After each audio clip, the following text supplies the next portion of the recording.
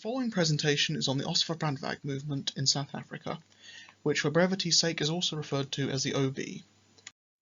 I'm going to give a brief background to the situation in South Africa at that time. To start with, I'll give a brief overview of the Afrikaner people of South Africa, as it was to the Afrikaners the OB sought to appeal. The Afrikaners are primarily of Dutch, but also of German and French Huguenot people, who are the first Europeans to settle the country. Their history was characterized by their struggle with Britain. The advent of British rule forced many to migrate to the hinterland in the Great Trek, establishing Boer republics in the South African hinterland. After these two were annexed during the Boer Wars, a legacy of bitterness between the two communities remained, as Anglo-South Africans were left in the ascendancy, overrepresented in the upper echelons of politics and in the civil service. Many Afrikaners retained hopes of reasserting their cultural dominance and dreams of re-establishing an independent republic of their own. Introducing Johannes van Rensburg.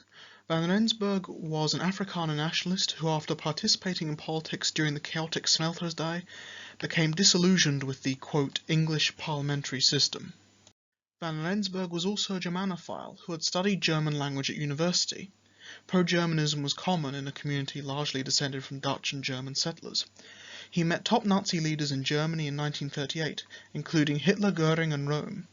He was impressed by the paramilitary discipline he saw in the Nazis and sought to apply their model in South Africa, which at that time saw the Afrikaners suffering poor economic and social conditions.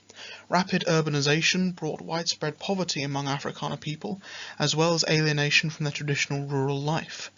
Post-war government policy discriminated against Afrikaners, which led to a feeling of being let down by British parliamentary democracy. The centenary of the Great Trek was celebrated in 1938, and for the first time since the Boer Wars, Afrikaner culture was celebrated openly by the masses.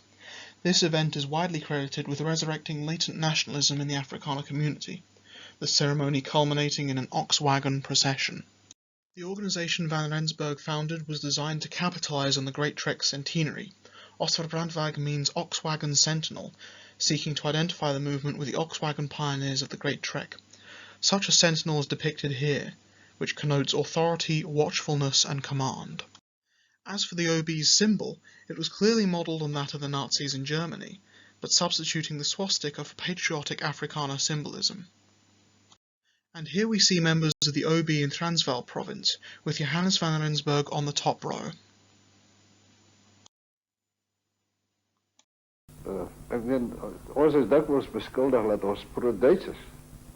Dit is nog nie so seer gewees dat ons anti-Engels en pro-Duits is nie, ons is pro-Afrikaans gewees, of pro ons eie vryheid. En ons het net gevoel dat as Duitsland die oorlog wen, dan staan ons 'n beter kans om 'n republiek te word hier. Die ideoloog van die tyd was professor Stoker en L.J. Du Plessis, Dr. Du Plessis. En hulle was deurdrenkte Calviniste.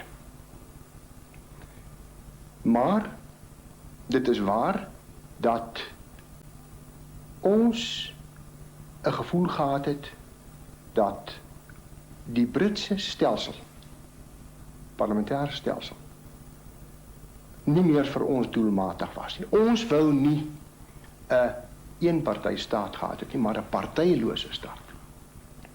En om dit te verwesenlik, het ons gevoel, moes die Ossewabrandwag hom voorbeywer. Die volke na die tyd was hoofsaaklik verarmd. En ek moet sê, daar is na die staat omgesien om te help. En daar was stellig 'n sterk streep sosialisme in ons siening van sake van die dag. Maar ons het ook gesê hierso, saam met mense in Europa, dat ons is nie kommunisme nie. En ons is nie 'n kommunistiese revolusie teen die dekadente kapitalistiese stelsel nie. Ons is die kontra-revolusie, ons is teen die kommunisme, maar ons is nog altyd 'n revolusie teen die kapitalisme. En daarom het die Ossewabrandwag altyd gepraat van 'n volkseie sosialisme. Maar ons het nooit onsself beskou as iets anders as boere nie, as Afrikaners nie. Trouwens nie net Afrikaners nie, maar as boere. Those were 4 members of the OB, and on this slide are quotations from Van Rensburg's own pronouncements. All these OB members had very different impressions of their organisation. One stresses pan-Germanism, one opposition to British parliamentary institutions, whilst another introduces a concept of people's socialism, absent from the testimonies of his compatriots. Van Rensburg, for his part, takes a fairly orthodox authoritarian line. This is because the OB was a 300,000 member strong, heterogeneous movement that quickly drew support from all sections of Afrikaner society, and as such was not able to develop an unambiguous and consistent ideology or political program, beyond a select few goals that included opposing entry to World War II, fostering Afrikaner national unity, and re-establishing a republic in South Africa. This, of course, caused the OB problems that hampered its operation. Conflict soon plagued the organisation. Grassroots members feuded with university-educated leadership, and regional branches often disagreed. For example, when Van Rensburg ordered the creation of stormtroopers, the Cape Province branch outright refused to do so. Crucially, they were unable to form a political party, as the Germans or Italians had done. Luckily for the OB, they didn't need to. The Ossewabrandwag sought instead to co-opt the National Party, which was the main parliamentary party of the Afrikaners. The OB's members formed a faction within the party, particularly during the National Party government of Daniel Francois Malan, with whom they had a somewhat tense relationship. After South Africa entered the war against Germany, the OB established the aforementioned stormtroopers. These stormjars set about sabotaging the war effort, and on the bottom of the slide one can see the oath that each member of the stormjars took, including the words, "When I charge, follow me, when I fall, avenge me, and when I turn, shoot me." These actions, unsurprisingly, caused a government crackdown. The Red Oath was introduced. Civil servants, including police and administrators, had to declare their commitment to the war effort. Those who did so wore red ribbons, marking out the objectors. Many who did not wear the ribbon were punished. Colonel Johannes de Wet was transferred to the desert city of Windhoek for his trouble. Stormjars were imprisoned at Koffiefontein concentration camp, along with 200 police officers found to be OB members who had been complicit in preventing investigation into OB Nazi collaboration. Finally, the Milan government ordered the expulsion of the OB's members from the National Party. The OB merged itself into the Afrikaner Party of Nicholas Havenga after the war, thwarted for the moment from co-opting the National Party. However, in a bizarre turn of fate, the Afrikaner Party subsequently merged with the National Party in 1951. I should like to begin by asking the Prime Minister whether, as almost every account of his background in America and elsewhere notes, he was in fact, during the war, pro-Nazi. No, I can definitely say that it wasn't a question of being pro-Nazi. As a matter of fact, the official reasons for my internment didn't even mention it. It was stated that I was anti-British, and that in my own country. So that, in fact, to deduce from that you were pro-Nazi would be as incorrect as to deduce that we were pro-communist because we were on the side of Stalin. Quite. So there's no aspect of the National Socialist ideology that has ever appealed to you? No, not even my worst enemies at the time could accuse me of being that. I was pro-Afrikaans. Did his protestations convince you? That was Balthazar Johannes Vorster, or John Vorster, who was at one time a general of one of the OB's commandos, and had been imprisoned at Koffiefontein concentration camp as a result. Despite being rejected by the Milan government, Vorster quickly rose through the ranks of the National Party, serving particularly under Hendrik Verwoerd, himself accused by a judge of making his newspaper a, quote, tool of the Nazis in South Africa. Vorster's candidacy for Parliament was ardently supported by Van Rensburg. Vorster eventually became the party's leader and served as Prime Minister of South Africa from 1966 to 1978.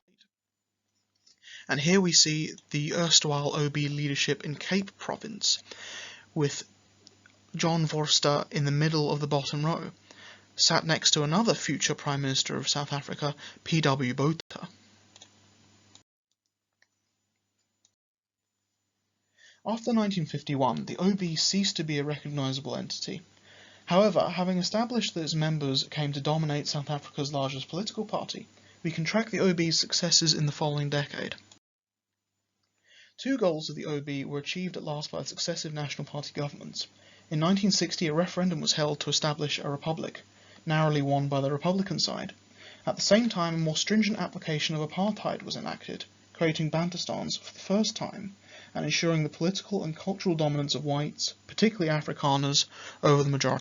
Here is a chart depicting the strength of the National Party in Parliament from 1910 to 2019. We see the National Party up on the top in orange. And here we show how important milestones such as the Republic referendum in green and apartheid in red coincide not only with strong National Party dominance, but also the premierships of the aforementioned John Vorster and P.W. Botha. And here is a map of the Republic referendum. Green is for Republic and red is against. And we see with this line drawn up here how Afrikaner majority areas to the left of the line overwhelmingly voted for Republic and English speakers voted against, vindicating Afrikaner nationalism and the renewed national consciousness that the OB had long sought to bring about.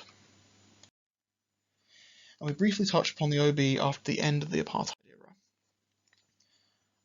After their former members, and to a great extent the OB's ideology, had permeated South African politics, the end of apartheid very quickly brought that to an end.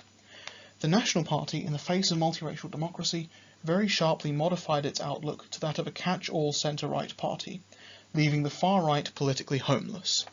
And the far right never gathered the same strength that it had in the 30s. The end of the right wing came for a multitude of reasons. A majority of the white population endorsed an end to apartheid via referendum, signalling that the far right could not count on the public support. General Viljoen formed a conservative political party that acted somewhat as an outlet for conservative whites within the democratic system, which was reflected in the first multiracial election held in South Africa. So to conclude, I would like to assess whether, in fact, the OB was fascist as quickly as I can. I do not believe the OB was, in fact, a fascist organisation, but rather a nationalist one with the form but not the content of fascism. The ideology of a movement is important, so I cannot see that the OB, with so few consistent objectives, can be explicitly categorised as fascist. In particular with regard to the palingenetic worldview that are typical of fascist movements, the OB had no such worldview, always explicitly framed instead as a movement invoking a past, real or imagined, not a revolutionary new future. I would also point to our prior seminars speaking on the lifestyle of fascist movements. To take Paxton's 5 stages, for example, the OB never even made it to the second stage, rooting. It never rooted as a political party or other significant player. Its lifestyle does not fit into this model or any other that I've seen. When considering that Van Rensburg was always most interested in fascism's form, be it symbolism or discipline, then I think that it's consistent to say the OB was modelled around the form of fascism, certainly, but perhaps not the content.